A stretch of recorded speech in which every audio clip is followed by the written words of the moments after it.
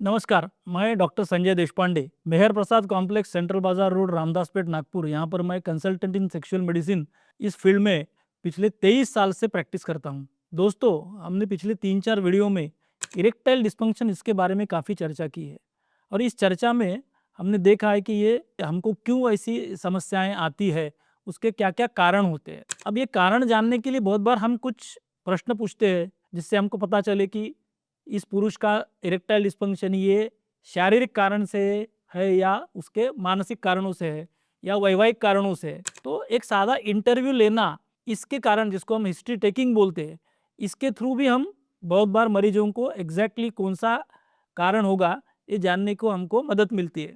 उसके साथ साथ में कुछ बेसिक टेस्ट भी हम करते हैं। जैसे अगर यंग लोग लड़के हैं, उनको सेक्स के प्रॉब्लम आ रहे हैं, तो उनके हम टेस्टोस्टेरोन नाम का जो मेल हार्मोन होता है उसके बारे में उसकी भी हम टेस्ट करते हैं। सीधी ब्लड टेस्ट, सादी ब्लड टेस्ट होती है, वो करके हमको वो पुरुष की टेस्टोस्टेरोन लेवल कितनी है ये हमको पता चलता है। टेस्टोस्टेरोन ये पुरुषों का सेक्स हार्मोन होता है और कोई भी सेक्स समस्या आती है तो एक बेसिक टेस्ट सेक्स हार्मोन की करना चाहिए। हालांकि पुस्तकों में तो बहुत सारे और हार्मोन्स की भी टेस्ट करना जरूरी होता है, बट हमारा जो क्लिनिकल एक्सपीरियंस पिछले 25 साल से है उसमें हम देखते हैं कि टेस्टोस्टेरोन टेस्ट सफिशिएंट है और उसके साथ साथ में हम उसकी ब्लड शुगर भी टेस्ट करते हैं। क्योंकि बहुत बार ऐसा पाया देखा जाता है कि हम ब्लड शुगर करने के बाद में देखते हैं कि ब्लड शुगर बहुत बड़ी है और वो व्यक्ति को, वो पुरुष को शायद आगे चल के डायबिटीज़ के लिए दवाएं भी शुरू करनी पड़ती है। तो ये हमारी कुछ स्क्रीनिंग टेस्ट भी होती है जो हमें वो व्यक्ति के शरीर के कारणों को देखने के लिए काफ़ी मददगार साबित होती है।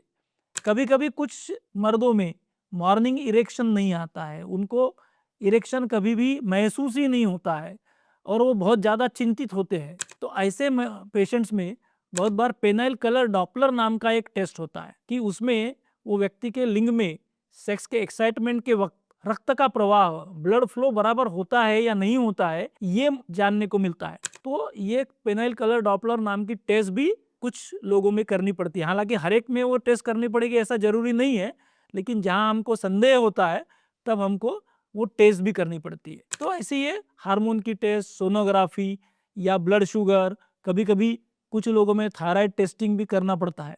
तो ये हो गए उसके शरीर में कोई कारण जानने के लिए की हुई टेस्ट। अब इसके साथ साथ में उपचार। अब उपचार के बारे में बहुत सारे लोगों को धारणा है कि वायग्रा नाम की एक दवाई है। अब वायग्रा एक कमर्शियल नेम है, बट ये वायग्रा कमर्शियल क्योंकि ये कंपनी ने पहली बार सिल्डेनाफिल नाम का एक ड्रग है जो ये कंपनी ने पहले बार पूरी दुनिया में मार्केट किया, इसलिए उसका नाम था वायग्रा। फाइजर नाम की एक कंपनी, उसका वायग्रा नाम, और वो पॉपुलर हो गया।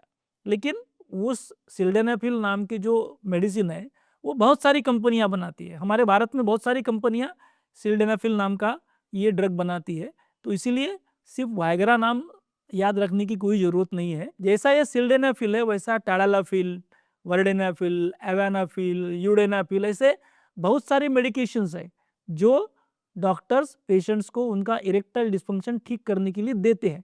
अब लेकिन होता क्या है कि बहुत बार लोगों को लगता है कि मुझे ये मेडिसिन दे दी यानी मैं एकदम से ठीक हो जाऊंगा, बट ऐसा नहीं है। क्योंकि मैंने पहले भी बोला, अभी भी बोलता हूँ कि शारीरिक प्रॉब्लम होने के बावजूद भी जो व्यक्ति को इरेक्टाइल डिस्फंक्शन रहता है उसकी मानसिक स्थिति भी बड़ी चिंता वाली, टेंशन वाली, परफॉर्मेंस एंग्जाइटी वाली रहती है। तो उसको काउंसलिंग बहुत इंपॉर्टेंट है। बहुत बार बहुत सारी लोग अपने यहाँ क्या करते हैं, मेडिकल स्टोर में जाते हैं, उसको बोलते हैं वो सेक्स वाली दवा दे दो, वो मेडिकल स्टोर वाला उसको पैसे मिलते हैं इसलिए दवाई दे देता है, जबकि ये गलत है। किसी भी पेशेंट ने इरेक्टाइल डिस्फंक्शन होने के बाद में मेडिकल स्टोर पे जाके बगैर डॉक्टर के एडवाइस या प्रिस्क्रिप्शन के कोई भी दवाई नहीं लेना चाहिए, क्योंकि ये इंपॉर्टेंट है। आपका शरीर इंपॉर्टेंट है, न कि डॉक्टर की फीस, है ना।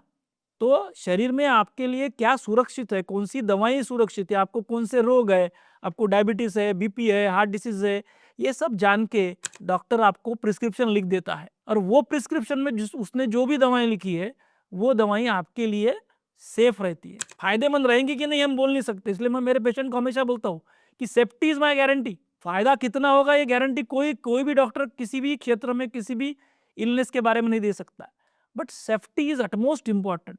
हमारी सुरक्षा बहुत इम्पॉर्टेंट है और हमें कोई भी दवाई से नुकसान नहीं होना चाहिए, ये हमेशा ध्यान में रखना चाहिए। इसलिए खुद मेडिसिन खाना बिल्कुल बंद करिए, और डॉक्टर की सलाह लीजिए। धन्यवाद।